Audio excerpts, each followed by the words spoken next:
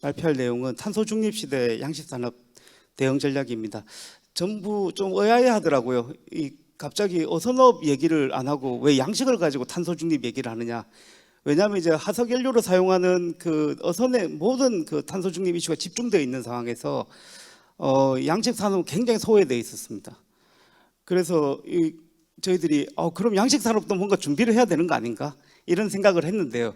사실은 우리가 식량이라는 관점과 단백질 공급원이라는 관점에서 탄소 중립을 실현한다, 탄소를 배출을 줄인다는 얘기는 식량 생산을 줄인다, 단백질 공급을 줄인다는 얘기가 똑같거든요. 그럼 어딘가는 활로를 찾아야 되는데 그 활로를 찾는 과정이 양식 산업은 전 세계적으로 5%씩 성장을 하고 있는데 이걸 탄소를 줄인다, 5%를 성장을 막겠다는 얘기인가요?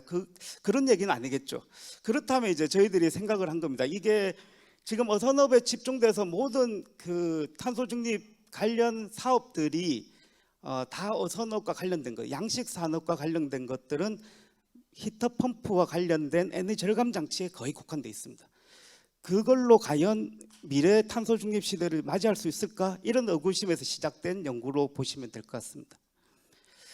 사실 세계적으로 보니까 탄소 중립 시대의 그런 중요한 부분들이 식품을 소비하고 뭔가 시장에서 판매가 될 때 소비자 인식, 그리고 그 판매돼서 나올 때까지 모든 가치 사슬에서의 생태계 구조, 사실은 탄소 중립 이슈라는 게 아리백에서와 같이 양식 산업을 하는 이 어가 하나가 중요한 게 아니고 이 수산물이 모든 만들어지는 전체 과정과 그리고 우리 물건을 판매하는 유통업체 그리고 글로벌 기업까지 다 연계되어 있습니다. 그러면 이제 지금 아리백도 같은 개념인데요. 이런 모든 하청업체와 모든 가치사슬 안에 있는 이 업체들이 사실은 공통으로 같이 탄소를 줄여나가는 그런 역할들을 해나가야 되는데요. 우리 혼자서 탄소를 많이 쓴다 이렇게 해가지고는 전 세계 판매가 안 됩니다. 그러다 보니까 이제 우리가 해야 될 일들은 이런 가치사슬 구조 안에서 생태계 구조 안에서 우리도 살아남아야 된다는. 그래서 양식 산업을 그냥 국가적 차원의 탄소 중립이다 이런 게 아니고 전체 생태계와 산업 구조 안에서 봐야 되지 않나 이런 조금 시사점을 얻었고요. 해외도 보니까 의외로 미국은 관심을 갖고 있더라고요. 조금 관심받는 방향이 다릅니다. 미국에서는 대규모 대형 플랜트형 양식 산업의 탄소 중립을 좀 줄여라. 그리고 상업적업의 탄소 발전 감축하고 탄소 격리 쪽에 EU도 마찬가지입니다. EU는 양식 수산물이 그래도 다른 식품에 비해서 탄소가 적게 드는 식품이 아니냐, 경쟁력이 있다. 그래서 양식 쪽의 수산물을 가능하면 생산을 해서 식품 구조에서의 탄소 경쟁력을 올리자 이쪽으로 접근을 합니다. 여기에 플러스 알파가 이제 우리 폐류와 관련된 탄소 격리, 해조류와 폐류와 관련된 탄소를 흡수하고 격리하는 데까지 나가는데요. 저희들 연구에서는 그건 조금 먼 얘기다. 이게 이제 지금 국제적으로 인정받고 나가는 과정에 있기 때문에 그 얘기보다는 조금 현실적으로 가장 탄소를 많이 쓰는 어류 쪽에 조금 집중해 보자. 이게 이제 우리 연구가 지금 좀 포커싱 맞추고 있는 부분입니다. 그래서 보니까 탄소 배출량이 온실가스 총 배출 추정량 한 양식 수산물 같은 경우 0.49% 정도 나오더라고요. 여기에 이제 보니까 네 번째 여기 보시면은 양식이 제일 마지막 끝에 있습니다. 그래서 양산업 우리가 10 인더스트리와 거의 유사한 수준의 그런 규모로 보이고요. 대신에 이 안에서 이 양식 산업 안에서도 해상에서 가두리로 하느냐 아니면 육상에서 하느냐, 우리 같은 납치하듯이 육상에서 유수식으로 하느냐 아니면 순환여가 시스템으로 하느냐에 따라서 탄소 배출량이 아주 많이 크게 차이 나더라. 이게 이제 해외에서의 연구 결과들이고요. 그래서 보니까 이런 스마트화 정도, 환경 통제력 뭐 이런 것들에 따라서 이제 우리가 가두리, 유수식, 순환여가식으로 나누는데 오히려 미래 산업이라고 하는 순환여가 시스템에서의 탄소 배출량이 많더라. 이게 조금 이제 우리가 좀 고민스러운 부분이 있습니다. 그래서 오늘 이제 한겨레 신문에 난 거 보면 우리가 챗GPT하고 이제 대화하면서 20개에서 다 50개 정도 대화를 하게 되면 지금 한 1억 명에 1,000만 명, 10%가 이제 이렇게 사용하게 됐을 때 1억 톤 리터 정도가 이제 우리 물이 사용된다고 하는데요. 이제 물 물을 적게 쓰기 위해서 순환여가 시스템을 쓰는 거고요. 탄소를 적게 쓰려면 사실은 이제 순환여가 시스템으로 가면 안 되는 거죠. 이 두 가지가 조금은 상충되는 부분들이 있습니다. 근데 이제 디지털화 가고 디지털화 가면서 알고리즘을 사용하고 AI 기술을 사용하게 되면 결국은 그 열을 식힐 수 있는 물이 사용되는 이런 구조하고 좀 비슷한데요. 지금 우리가 이제 봐야 될 부분은 양식 산업에서 첨단화로 가는 과정에서 전 세계가 여기서 이제 5% 6%씩 막 성장하고 있는 과정에 이 탄소에 대한 부분을 과연 어떻게 해결할 것인가가 조금 이제 관심 있게 봐야 될 부분이 아닐까 이런 생각이 들고요.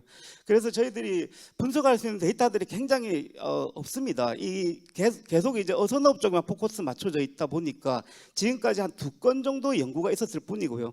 그래서 저희들이 실제로 180개 어가들에 대한 자료들을 받아가지고 분석을 좀 했습니다. 분석을 했더니 지금 넙치 경우에는 2021년 기준으로 탄소 배출량이 19.4kg 정도 이제 나오는 걸로 이제 나오고요.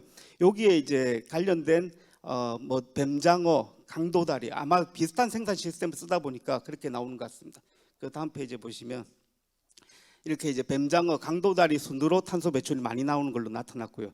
여기에 조금 저희들이 좀 주목해야 되는 건데 종자 쪽에서도 탄소 배출이 많더라. 그래서 저희들이 그냥 양식장 하나만 봤는데 사실은 이게 동태적으로 움직이는 구조라서 투입물에 대한 것도 봐야 되는데 그 투입물이라고 하면 사료 그리고 종자 이 부분에 이제 탄소가 얼마나 많이 배출되고 이게 연동돼 가지고 양식장에서 다시 길러지기 때문에 요거까지 보게 된다면 생각보다 많은 탄소를 배출하고 있다 이렇게 보입니다.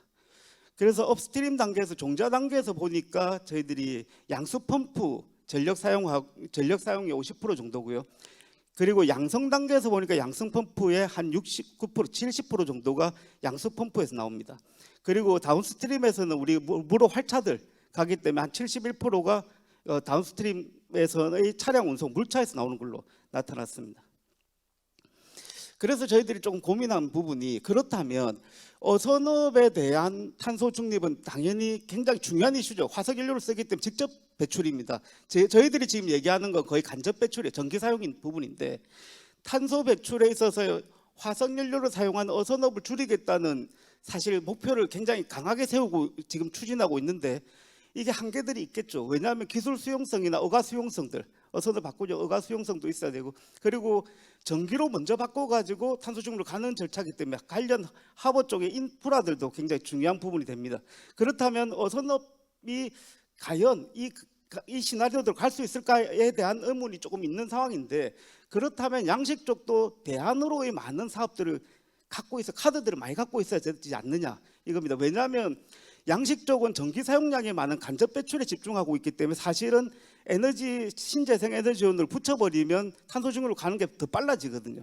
그렇다면 저희들이 조금은 이제 1kg을 생산하는 전체 어선업이든 양식 산업 다 구조를 다 같이 봤을 때 가장 빨리 갈 수 있는 것들을 빨리 갈 수 있도록 해주는 것도 탄소 중립 정책에서 굉장히 중요하지 않나 이런 생각입니다. 그래서 이제 저희들이 말씀드리고 싶은 건 순환여가 시스템이 많이 쓸 수는 있습니다. 그렇지만 생산량 자체는 우리가 양 자체는 늘리되 어쩔 수 없이 산업이 커지니까 늘리되 단위당 배출량의 기술 개발로 줄여나가는 정책으로 갈 수밖에 없지 않나. 이게 이제 전체 그래프가 저희들이 생각하는 이 바를 말씀드리는 부분이고요. 그렇다면 이제 양성 단계에서 사실은 왜 이렇게 에너지를 많이 쓰는가 확인을 하면 폐사입니다. 폐사가 나다 보니까 물을 많이 끌어들이고 회전수를 늘리다 보니까 에너지가 늘어난 구조거든요. 그러면 이제 결국은 최적 사육 밀도를 유지하면서 사료 투입을 저감시키고 사료 투입을 저감한다는 거 투입제에 대한 아까 사료도 이제 굽는 과정들이 있기 때문에 에너지가 굉장히 많이 사용됩니다. 그러면 이제 투입 단계의 부분들도 같이 줄여주려면 물고기를 적게 넣어서 키우고 이 안에 사료 투입도 줄이면서 오염을 최소화시키는 과정에 폐사를 저감하는 이 로직으로 가야 되는데 이렇게 하려면 이제 결국은 정밀 투입 생산 구조로 정밀 생산 구조로 갈 수밖에 없다는 겁니다. 그래서 정밀 생산 구조로 어류양식 산업을 전면 좀 조정하면서 이런 양어용 사료 자체도 지금 우리가 탄소를 굉장히 많이 배출하는 산업군에 속하는데요. 이것도 이제 필수 아미노산 요구량을 규명해가지고 그에 맞는 사료를 넣어주고, 그리고 사료 자원, 우리 뭐 굉장히 모자반 같은 것들 들어오는 것들을 활용해서 사료를 만드는 것들, 이런 다양한 것들, 그리고 이제 곤충 사료들, 이런 것들에 대한 사료 개발도 결국 탄소 중립 이슈에서 중요한 이슈다. 근데 지금 우리가 탄소 중립 사업으로 해가지고 올라온 그 NDC에 올라온 사업들을 보면 실제로 이런 사업들 거의 다 빠져 있습니다. 그래서 양식 쪽에도 이런 다양한 탄소 중립 사업들이 있을 수 있다는 부분이고요. 그리고 결국은 물차에서의 그 탄소 배출이 많기 때문에 이런 선호 유통 확대라든지 화로 유통을 이런 비효율을 좀 개선하는 쪽으로 할 필요가 있다는 부분입니다. 결국은 육상 양식장 단출 배출 통합 관리는 해야 되고요. 결국 해야 된다는 얘기가, 우리가 온실가스 관련해서 그 중립 이슈를 얘기할 때 라이브러리를 구축하고 그걸 증명해내고 국가 통계를 가지고, 공식 통계를 가지고 증명해내는 게 굉장히 중요한데요. 이런 부분들이 없다 보니까 우리가 이론적으로 논리적으로 말은 하지만 실제로 증명할 데이터가 없으면 이걸 이제 인정받지는 못합니다. 그래서 결국 통합관리 시스템을 좀 구축하고요.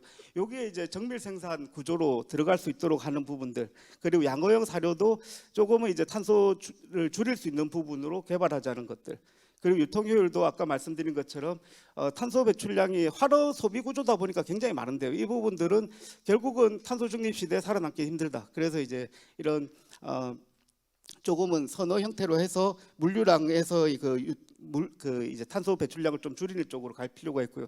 그리고 해안가의 양식장들이 다 위치했기 때문에 결국은 신재생 에너지원으로 바로 연결해서 탄소 중립을 갈 수 있는 그 가능성들이 높기 때문에 이런 다양한 것들을 봐야 되는데, 문제는 저희들이 실제 제주도를 가서 소수력 발전을 보면 사실 4m에서 한 7m 정도 올라가야 되는데 가보니까 이제 설계도가 거의 없습니다. 설계도가 없어서 외관상으로 볼 때는 굉장히 높은 곳에 떨어져서 이게 소수력 발전이 이용 가능할 것 같은데 실제로 측량을 해보면 거의 2m가 안 나옵니다. 그러다 보니까 실제로 만들 때부터, 이걸 양식장을 만들 때부터 이런 다양한 그 에너지원을 사용하겠다는 구상을 해놓고 이걸 해야 될 필요가 있다는 걸 말씀드리고요.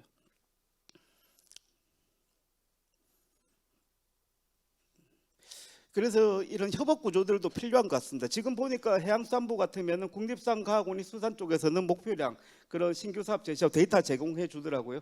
그래서 이제 이걸 환경부에 NDC 목표 수정하고 신규 개발 사업들을 해나가고 있는데, 저희들이 보니까 이런 그 사료 관련해서도 전체 그 우리 가치 사슬 안에서 탄소 중립을 해야 되기 때문에 수협 사료와 관련해서 뭐 국립수산과학원이 탄소 저감 양호형 사료를 개발하고, 지자체하고 수협 중앙에 어류 양식 수협 등이 이제 유통 단계 탄소 저감을 좀 해나가면서, 지금 양식장도 기존 양식장이 있고 기존 종자 양성이 있고 종자 양식장이 있고, 최근에 이제 6개소로 늘어난 스마트 양식 클러스터 사업들이 진행 중입니다. 그러면 이제 제주도 같은 경우는 시범 모델로 이런 것들이 탄소 중립 이슈에 맞는 모델형 사업들이 좀 들어갈 필요가 있을 것 같고요. 이런 종자협회하고의 그 종자 생산 탄소 저감 부분도 같이 논의를 될 필요가 있습니다. 그리고 산업부하고는 이런 신재생에너지에 대한 부분들을 협력해서 갈 필요가 있고요. 이게 뭐 이게 작은 이슈 같지만 사실은 모든 부처와 모든 관계 기관들 그리고 민간이 협업해서 좀 해야 될 그런 사업들이 있는 것 같습니다. 이런 그 중장기 로드맵과 관련된 것들은 방금 말씀드린 이 내용들을 이제 시간 단위로 끊어놓은 겁니다. 참고하시면 될 것 같고요. 제가 말씀드리고 싶은 건 양식 산업도 결코 중요하지 않은 건 아니라는 겁니다. 이게 여러 가지, 정부는 탄소 중립을 위해서 여러 가지 카드들을 갖고 있어야 되는데 그 중에 한 가지 카드가 잘못될 수도 있거든요. 그렇다면 우리는 어떤 카드를 갖고 있어야 되는가의 하나의 대안으로 쓸 수도 있고, 그리고 식량의 부분과 단백질 공급원의 부분이라는 측면에서의 무한정한 탄소 중립 이슈를 따라가는 게 아니고, 이게 선형적으로 갈 게 아니고, 이게 이제 양은 늘려가더라도 기술 개발을 통해서 단위당 탄소 배출을 줄여가면서 결국은 탄소 중립으로 갈 수 있도록 이런 유도한 정책들이 필요하지 않을까 싶습니다. 감사합니다.